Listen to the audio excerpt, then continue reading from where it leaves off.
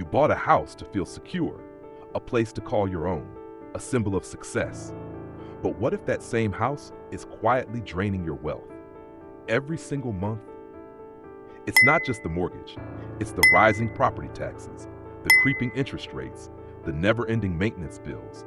And the worst part? It's designed to keep you paying year after year, even long after the loan is gone. This isn't just about housing, it's about a mindset. The idea that buying a home automatically means financial freedom is a myth. And while most people fall into the trap, the wealthy play by a different set of rules. In this breakdown, we'll uncover 5 brutal truths about homeownership that most people never see coming, and more importantly, how to shift your mindset and strategy to break free. Let's get into it. Not just vague warnings or abstract ideas, we're going straight into 5 specific reasons your home might be holding you back financially. And we're labeling each one clearly so it sticks with you long after the video ends. 1. The tax trap. Even after you've paid off your mortgage, your home keeps charging you. Property taxes aren't optional, and they're always rising. You can't negotiate them. You can't pause them. In some states, they've gone up by over 25% in just a few years. That's thousands of dollars draining out of your pocket every year with no end in sight. 2. It's a liability. We've all been taught a house is an asset, but here's the truth. If it's not putting money in your pocket, it's a liability. Most people pour money into their home every month, mortgage, insurance, taxes, maintenance, without seeing a dollar of return. Meanwhile, wealthy investors buy properties that generate income from day one. 3. Hidden maintenance. Roofs wear out, plumbing breaks, HVAC systems fail, and they never wait for a convenient time. The average homeowner spends thousands a year on maintenance, and major repairs, they can wipe out emergency savings overnight. It's death by 1,000 cuts, and most people never see it coming. 4. Inflation is your enemy. As inflation rises, so do the costs of ownership, taxes, repairs, insurance, utilities. But unlike landlords who can raise rent, homeowners just have to eat the difference. The wealthy, they invest in assets that adjust with inflation. So while costs rise, so does their income. 5. You're missing the real wealth game. True wealth isn't about ownership, it's about cash flow and leverage. Most people lock their savings into a house that gives them nothing back. The wealthy? They use real estate to generate income, then use that income to scale. It's a system, and it works. This isn't just theory. It's not just my opinion. When it comes to how the wealthy view homeownership, listen to the people who've actually mastered the money game. Warren Buffett once said, "If you buy things you don't need, you'll soon sell things you do need." Now think about that. In the context of a home, a lot of people stretch their budgets thin, buying the biggest house they can get approved for, not the one they can comfortably afford. It feels like progress until the taxes, maintenance, and debt load start suffocating you. Robert Kiyosaki, author of Rich Dad, Poor Dad, puts it even more bluntly. Your house is not an asset, it's a liability. Assets put money in your pocket. That statement alone, it's made people angry, and that's exactly why it needs to be said. But let's get even more real. In New Jersey, the average property tax bill is over $9,500 a year. That's not a typo. That's a car payment every single month, just going to the county.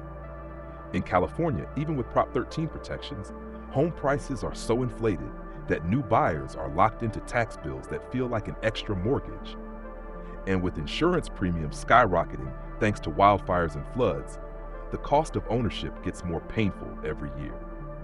In Arizona, many retirees move there for affordability, only to be hit by rising HOA fees, special assessments, and energy costs that spike in the summer heat. And in Michigan, where property taxes seem lower, the hidden cost is in older infrastructure. Leaky roofs, busted boilers, outdated wiring. They're not just inconvenient, they're expensive. When you start looking at the numbers behind the American dream, the shine wears off fast. But here's the good news. Once you see the game for what it really is, you can start playing smarter. You can learn to structure your life and your real estate like an investor, not just a consumer. Let's challenge one of the most deeply held beliefs in American culture. Buying a house is a good investment. That's what we've been told since we were kids, that homeownership equals stability, wealth, and success. But here's the hard truth. A home is not automatically a good investment. Not if it's draining your cash. Not if it's not growing fast enough to beat inflation. And not if it's not generating any income. This is where real financial literacy begins, when you stop thinking like a consumer and start thinking like an investor. Investors don't just look at ownership, they look at cash flow. Does the property put money in your pocket every month? If not, it's not building wealth, it's just an expensive lifestyle choice. Leverage. Smart investors use other people's money, like the banks, to buy assets that generate income. Then they use that income to pay down the debt. That's leverage done right, using debt to build wealth, not just to own stuff. Return on investment. The real question isn't, do I own it? It's, is it making me money? Appreciation is great, but it's unpredictable. You know what is predictable? Rental income, tax advantages, strategic use of equity. The wealthy don't buy homes to live in. They buy properties to work for them. Through rental income, tax write-offs, and long-term value growth. And when they do buy a primary residence, they minimize cost and maximize opportunity elsewhere. So if you're treating your home like a trophy, it's time to rethink the game. We're not saying don't buy a house. We're saying buy it with your eyes open and with a strategy. Coming up next, we'll walk through specific actionable steps you can take to shift your approach and start thinking like the wealthy do, even if you're just getting started. Let's get practical. It's not enough to just see the problem. You need a plan.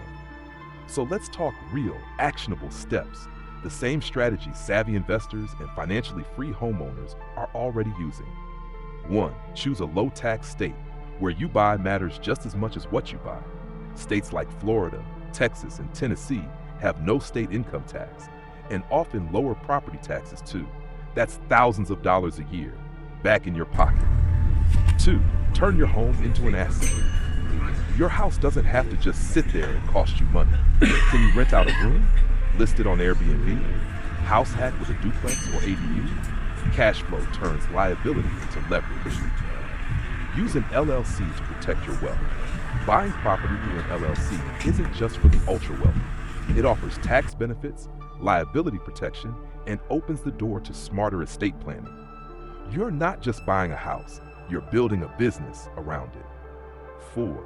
Plan for maintenance like a pro. Most people forget the silent killer of wealth, unexpected repairs. Set aside 1 to 2% of your home's value each year for upkeep. Roofs age, HVACs break.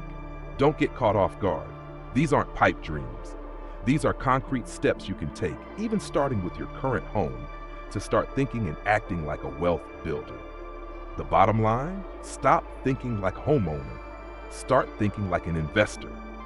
And in the final part, we'll dive into what truly separates the middle class from the wealthy: mindset. Stay with me. Here's the truth that most people never hear. Average people buy a home to own. Wealthy people buy a home to earn.